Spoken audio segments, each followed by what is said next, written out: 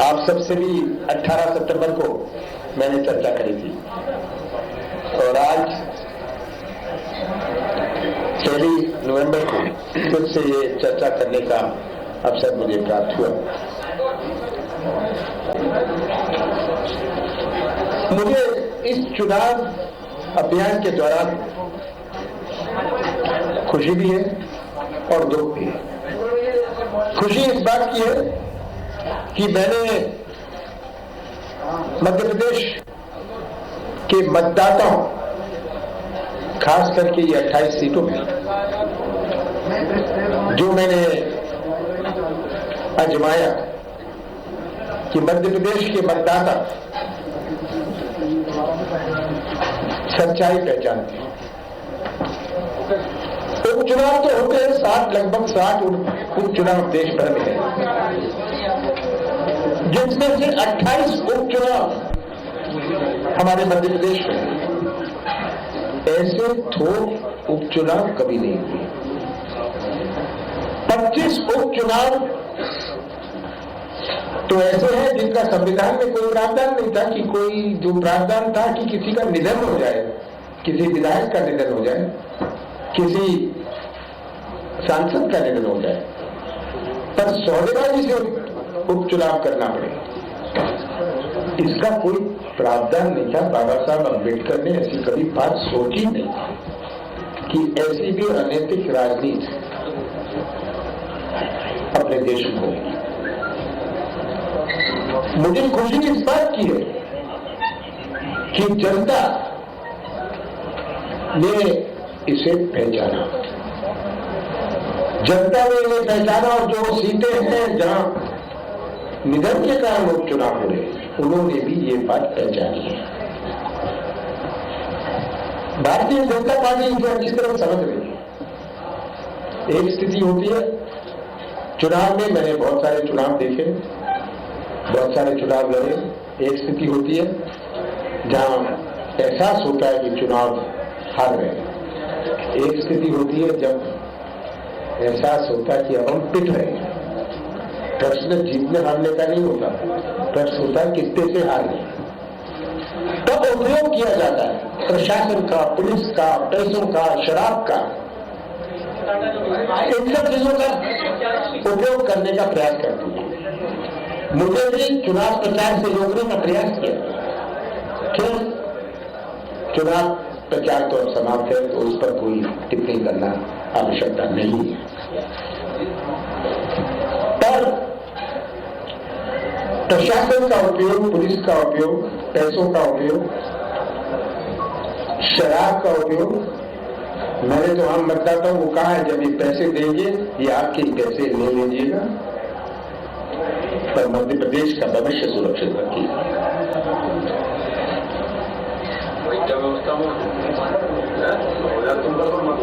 ये बड़ी दुख की बात है कि चुनाव का लेवल कहां तक पहुंचा,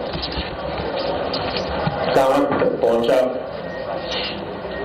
मैंने तो सोचा था शिवराज सिंह जी अपना हिसाब किताब देंगे 15 सालों का, उन्होंने पहले भी दिया था। नवंबर 18 में मध्य प्रदेश की जनता ने उन्हें घर बिठाया, विदा किया था। कौन सी चीज बदली थी? लोगों के फैसले में कौन सी चीज बदली थी?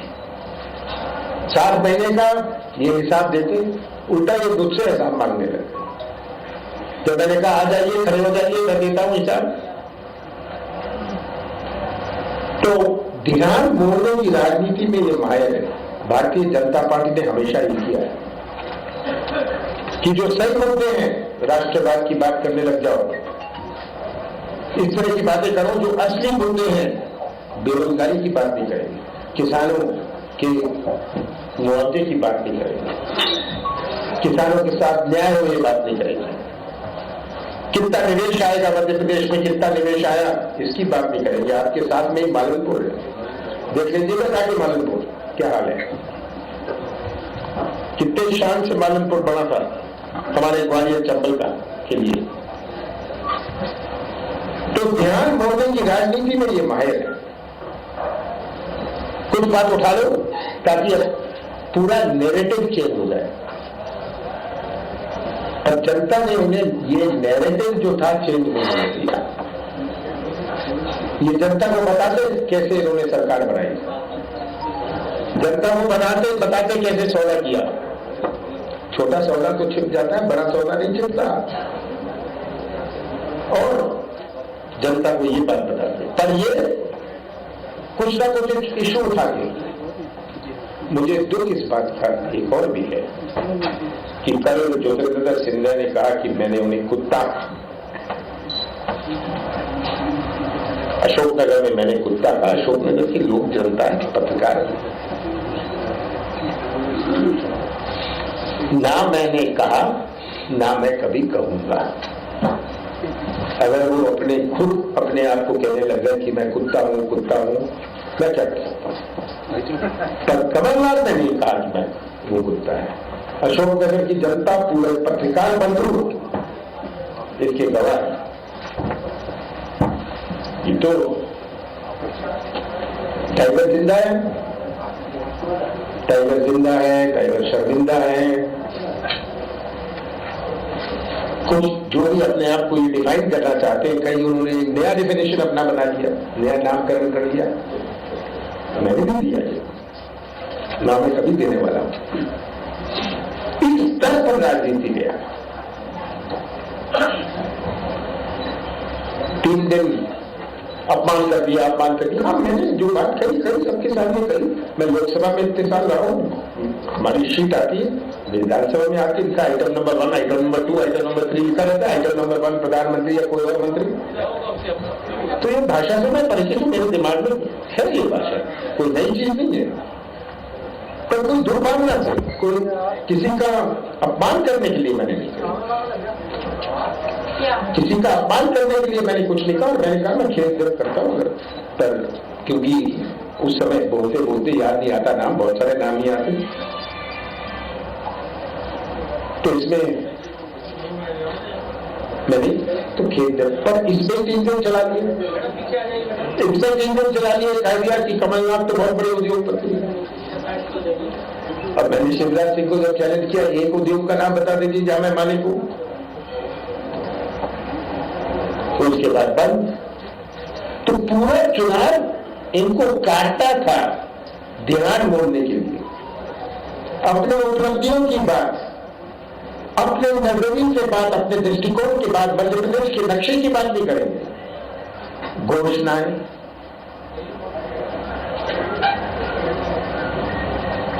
शिलान्यास, नारियल फोड़ना, कि जनता को फिर से मौका मिला है मूर्ख बना,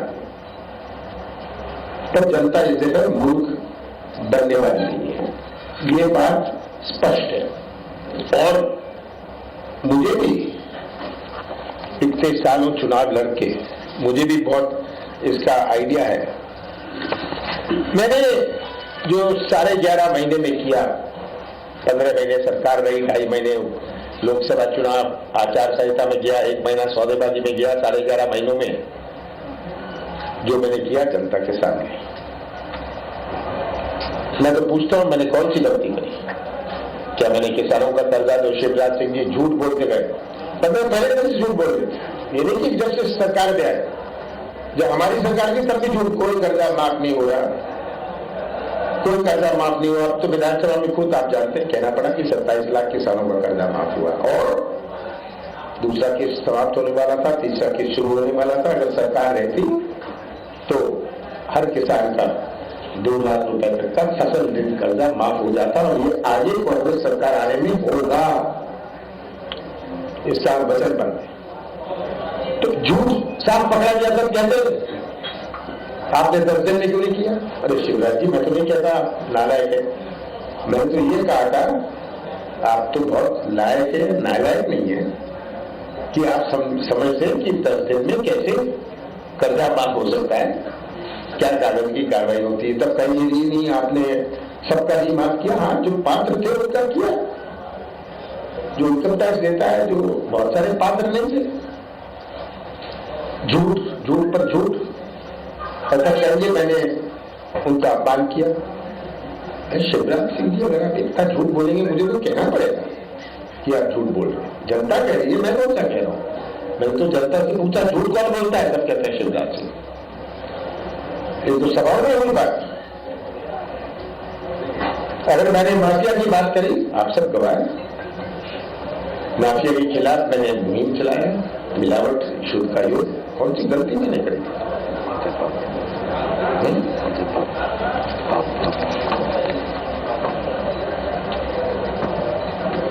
पापी है। शिवराज सिंह ने कहा कमलनाथ पापी है।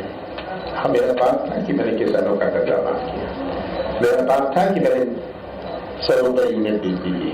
शिवराज सिंह जी की आंखों में पाप था, क्योंकि जनता कोई बात समझ आ रही है, इसीलिए पाप बन गया शिवराज।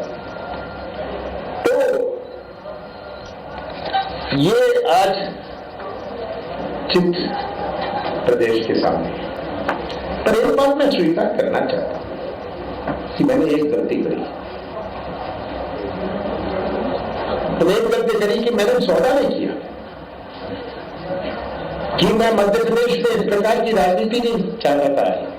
मुझे तो 3-4 महीने से पता था कि ये सौदा हो रहा है। मैं मुख्यमंत्री था, मैं भी सौदा कर सकता था, पर मैंने कहा कि मुझे सौदे की सरकार नहीं चलानी, मुझे जनता की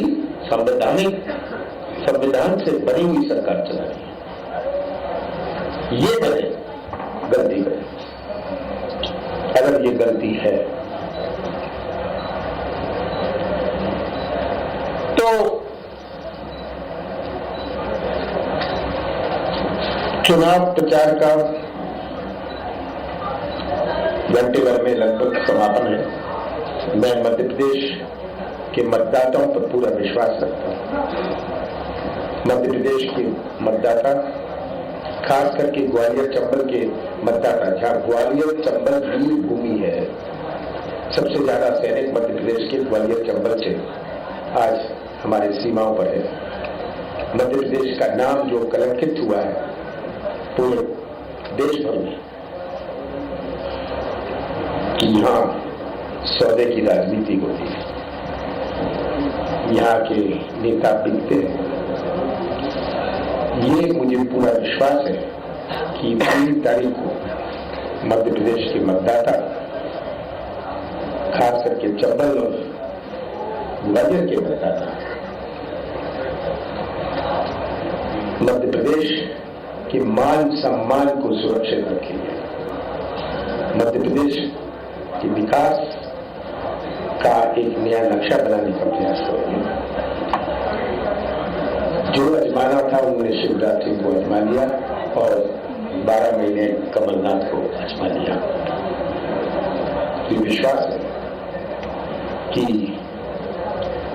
3 तारीख को हमारा नौजवान हुए, हमारी माताएं बहनें हुई, हमारे छोटे व्यापारी हुए, हमारे किसान हुए, सब अपना मान सम्मान की लड़ाई मानकर, संविधान को बचाने की लड़ाई मानकर ये ऐसा फैसला करेंगे ताकि हम सब साथ होकर मध्य प्रदेश का विकास का एक नया इतिहास बने।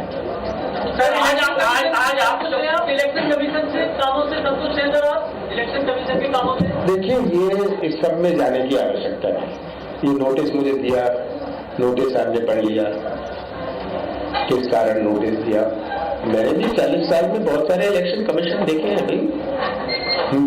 मैंने भी 40 साल में बहुत सारी चीजें कही हैं, तो इसमें जाने की आवश्यकता नहीं है। ये 10 तारीख के बाद जनता इसका जवाब देगी। सर, आज सुबह से आप दौरे पर हैं, चंबल के दौरे पर रोड शो किया, आज फिर ग्वालियर में रोड शो कर सभा में बहुत क्या देख रहे पूरा ओवरऑल चंबल की पूरा चीजें बहुत आगे। मैंने तो कहा कि ये मुझे ग्वालियर चंबल और मध्य प्रदेश में जहां भी उपचुनाव है, मैं मतदाताओं का बहुत सम्मान करता हूं। क्या मैं उनकी आंखों में, उनके चेहरे में वो पहचान देख रहा हूं, ये पहचान देख रहा हूं। ये आप सब वरिष्ठ पत्रकार हैं, मुझे क्या आपको समझाने की जरूरत? सर, मेरा सवाल ये है कि आपने लगभग 1 महीने पहले एक इंटरव्यू दिया था, उसमें आपने कहा था कि सिंधिया जी हमेशा मेरे पास विकास के काम को लेकर कभी नहीं आए, अपने काम को लेकर आए। मेरे पास उस बाबत ईमेल भी हैं, तो क्या आप उस ईमेल के बारे में बताने का? देखिए, उस राजनीति में मैं नहीं पढ़ता, तब मेरे पास तो बहुत सारे ईमेल आए, मेरे पास तो व्हाट्सएप आए। जब ये देखिए, जानकारी की बात नहीं है। आप जानते हैं कि अगर कोई विकास की बात होती है उसको उजागर करते हैं, तब जो ट्रांसफर पोस्टिंग किस लिए हुई, काहे हुए, हाँ, तो ये आप लोग सब समझदार हैं, मुझे आपको समझाने की जरूरत नहीं है। कमलनाथ जी को लेकर सवाल उठाए, विधायक प्रदीप पाठक जी ने जो छोड़ के चले गए उनका क्या होगा? जो छोड़ के देखिए, बहुत सारे कांग्रेस में प्रवेश करते हैं, बहुत सारे कांग्रेस से कहीं ना कहीं कारण चले जाते हैं। तब पहली दफा कांग्रेस के इतिहास में इस प्रकार की गद्दारी और बिकाऊ और सौदे की राजनीति से जो गए, उनके लिए भविष्य में कांग्रेस में कोई स्थान नहीं होगा।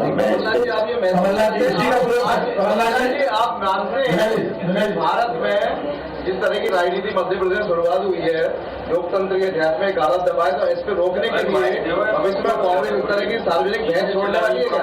देखिए, बहस तो पूरे देश भर में हो रही है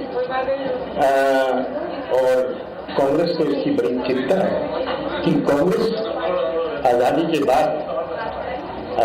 बाद पंडित जवाहरलाल नेहरू, डॉक्टर अंबेडकर ने को ये जिम्मेदारी दी थी और एक संविधान बनाया। तो कांग्रेस ने ये संविधान, कांग्रेस के समय ही कांग्रेस ने ये संविधान बनाया था।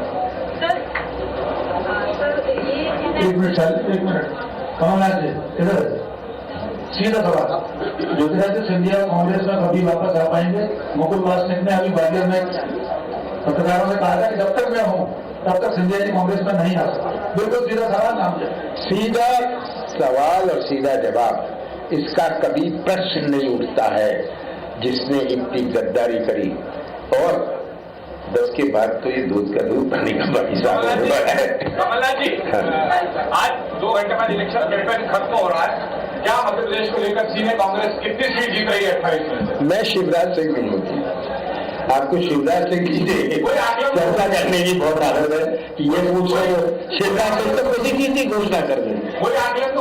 आप शिवराज सिंह जी से पूछ लीजिए, जो वो घोषणा करे अस्वीकार कर लीजिएगा, 10 को दे लीजिएगा।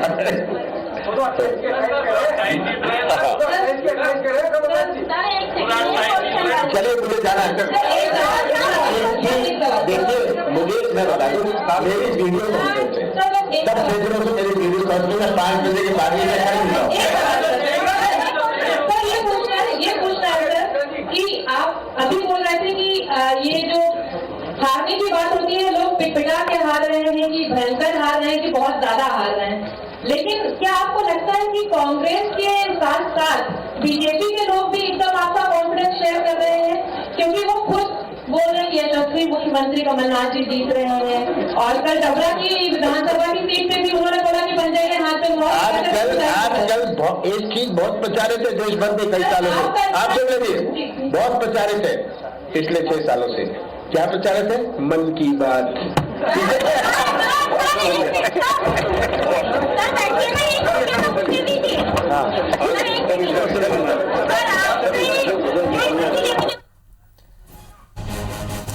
चलिए, तो पूर्व सीएम कमलनाथ को आप सुन रहे थे, प्रेस कॉन्फ्रेंस यहां पर कर रहे थे और उन्होंने साफ तौर पर एक बार फिर से ये आरोप लगाया कि मध्य प्रदेश में सौदेबाजी की वजह से सरकार गिरी और मुझे सौदेबाजी की सरकार नहीं चलानी है। उन्होंने ये कहा कि एक बार फिर से कांग्रेस की यहाँ पर जीत होगी और उनकी सरकार बनेगी। तो पूर्व सीएम कमलनाथ प्रेस कॉन्फ्रेंस कर रहे थे, पत्रकारों के सवालों का जवाब भी उन्होंने दिया। उन्होंने साफ तौर पर कहा कि मुझे सौदे की सरकार नहीं चलानी है, मुझे संविधान के तहत सरकार चलानी है। मध्य प्रदेश के मतदाताओं पर मुझे पूरा विश्वास है। चंबल ग्वालियर के मतदाता मध्य प्रदेश के सम्मान को सुरक्षित रखेंगे। तो आज अब कुछ ही घंटे बचे हैं जहां चुनाव प्रचार का शोर मध्य प्रदेश में थम जाएगा और कांग्रेस ने इस उपचुनाव के लिए पूरा जोर लगा दिया। पूर्व सीएम कमलनाथ लगातार मोर्चा यहां पर संभाले हुए, लगातार सभाएं आज भी उन्होंने की और इस बीच मीडिया को भी उन्होंने संबोधित किया, पत्रकार वार्ता उन्होंने की और अपने चुनावी दौरों के दौरान उन्होंने कहा कि मैंने किसी को अपमान करने के लिए ऐसा कुछ भी नहीं किया, मैंने जो किया सब कुछ जनता के सामने है। कर्ज माफी की तीसरी किश्त की भी तैयारी यहां पर होने वाली थी, तीसरी किश्त भी माफ होती। मुद्दों को भटकाने के लिए राष्ट्रवाद की बात होती है, उनका ये कहना है। टाइगर जिंदा है और टाइगर शर्मिंदा भी है, ये भी उन्होंने इस प्रेस कॉन्फ्रेंस में बयान दिया।